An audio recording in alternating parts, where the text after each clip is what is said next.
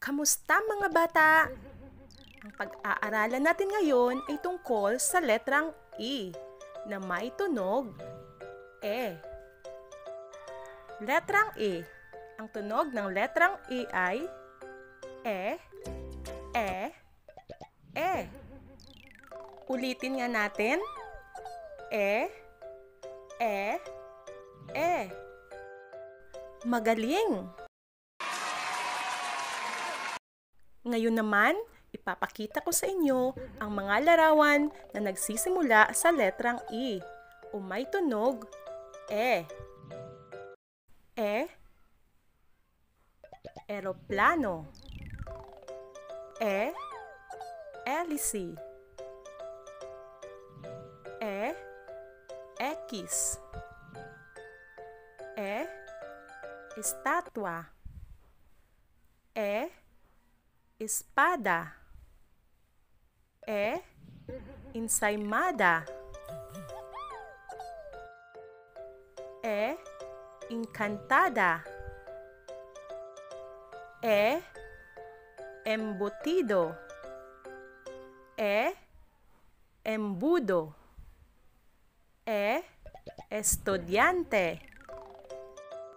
E, elefante. E, empanada. E, Elsa. Narito ulit ang mga larawan na nagsisimula sa titik E.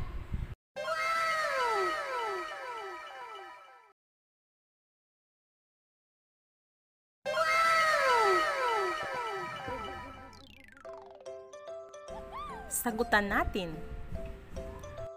Piliin ang check kung ang larawan ay nagsisimula sa letter E at X naman kung hindi. Sa unang larawan, ano ang ating sagot? Tama! Ang elepante ay nagsisimula sa letter E. Ikalawang larawan. Mangga. Ito ba ay check o X? Very good. Ikatlong larawan. Encantada. Ito ba ay check o X? Very good. Ikaapat. Espada. Check o X? Very good. Ikalimang larawan. Ito ba ay check o X? Magaling.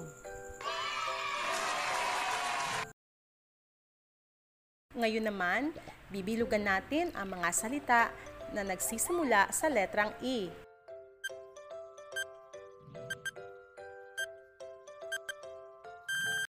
Ang sagot ay Elsa, hélice, X, at embudo.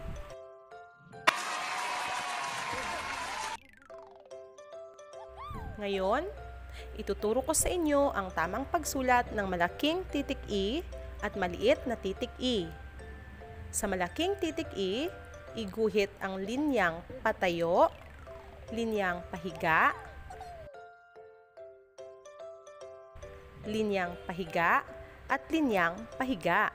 Sa maliit na titik E, linyang pahiga at linyang pakurba.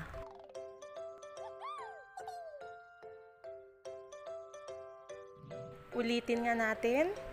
Linyang patayo, linyang pahiga, linyang pahiga, at linyang pahiga. Linyang pahiga at linyang pakurba.